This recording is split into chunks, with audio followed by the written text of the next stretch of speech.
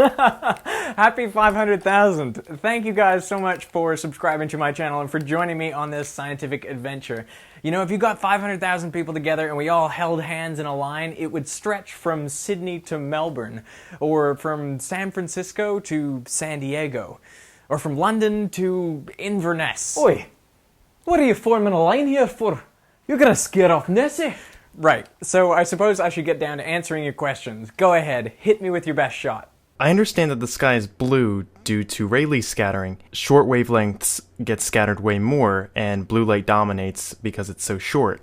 If that's the case, why isn't the sky violet? Okay, here's the thing. The sky isn't really blue, it's bluish white. So the sky is illuminated by the sun, and the sun emits all colors, but not equally. The sun doesn't emit that much red, nor does it emit that much violet. Most of the light it emits is kind of in the greeny part of the spectrum. Now, as you point out, due to Rayleigh scattering, more of the shorter wavelengths are scattered, and that is why the sky looks blue, because it's basically the sun's white spectrum shifted a little bit towards the blue. This is the spectrum of the blue sky, and as you can see, it's quite broad, and in fact there is a fair amount of violet light in there. But there's not as much violet light as there is blue light, because the sunlight that we started with had much more blue than it had violet.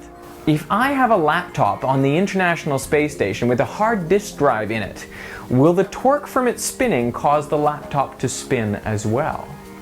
Well, by the law of conservation of angular momentum, yes, the laptop should spin. I did a quick back-of-the-envelope calculation, and I found that if you spun up your hard disk from rest up to 5400 RPM, then it would cause the laptop to spin in the opposite direction at a rate that would cause it to do about 1 revolution every 17 seconds. What would happen if you poured liquid oxygen on a fire? Kaboom? Say you were able to pass the event horizon of a black hole and come back. What would coming back look like for the person and for an observer? Well, to an outside observer, it would look as though you never came back at all. And to the person, it would look as though you didn't come back either, because once you're past the event horizon, that's it. Your entire future lies within the black hole. And it will only be a matter of seconds before you are in the singularity, the very core of this black hole, and you are no longer. Now, if you could bring a rocket pack with you and try to fight it, if you tried to accelerate away from the black hole, you would find that you actually live for less time. You might see more space, but your time would pass more slowly, and so you would end up in the singularity sooner. So I guess the lesson is, don't fight it. If you want to live longer, just relax and go with it. You've met a lot of interesting people on your adventures, but is there someone specific that you would love to meet?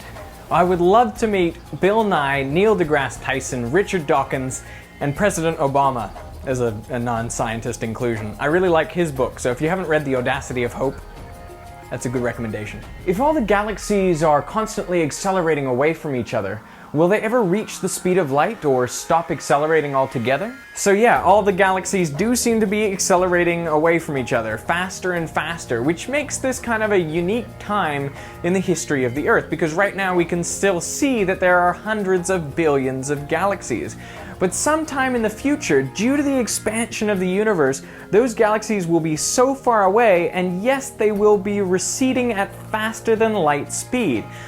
And then you might say, well, nothing can go faster than light, and it's kind of true in that these galaxies won't be moving through space at a speed faster than light, but the space in between us and them will be expanding at a rate which means that they will be moving relative to us faster than light, if that makes any sense. So their light that they're emitting will never be able to reach us because it'll never be able to make progress through this expanding space. It's kind of interesting to think about what will happen as that time approaches. Well, the light that is coming from those distant galaxies travels across this expanding space, and so it becomes redshifted cosmologically. And eventually the wavelength of this light will be so big that its wavelength is the size of the whole universe, and that is impossible to detect. So at some point, probably about 2 trillion years in the future, we will only see our local cluster of galaxies. Now the reason they haven't gone out to infinity or very, very far away is because they're gravitationally bounded to us. So even though space is expanding on a large scale, the gravitational force is enough to hold all of us together, so we will be in it for the long haul.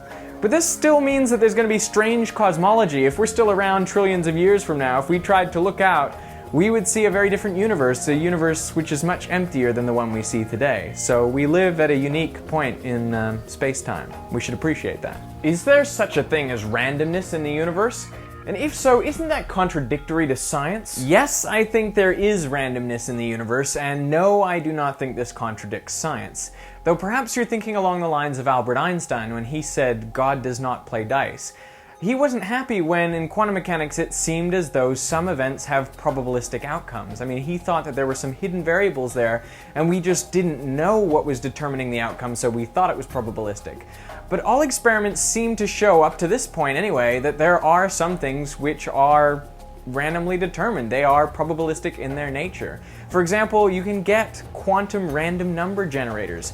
And even the FBI and CIA can't seem to find any pattern in those numbers, so they really, truly do seem to be random. So yes, it seems from all the experimental evidence that randomness is a fundamental part of our universe, albeit mostly on the quantum scale.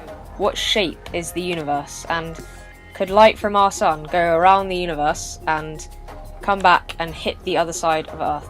The shape of the universe seems to be flat, which means there is no large-scale curvature of space-time. And the supposed reason for this is inflation. This idea that very, very, very shortly after the Big Bang, the whole universe just started accelerating at an incredibly fast rate. So even if it was kind of wiggly or warped or curved around on itself before inflation, after inflation it basically would have been flattened out, just like blowing up a balloon. That side is going to become, more or less flat. So within the limits of our observational capabilities to these days, we think that the universe is flat. So if you go out in one direction, you probably shouldn't return the way you came. So no, the universe does not appear to be closed, and you'd probably never see the light coming up behind you. Hey man, I have one fantastic topic for you to make a video about, but I need your response. You want to do it? Otherwise I contact Vsauce.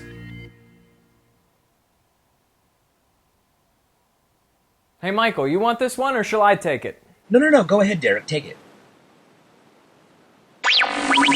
So we are really reaching the atomic size, but not in some exotic laboratory device, in every device you have in your computer and your mobile phone.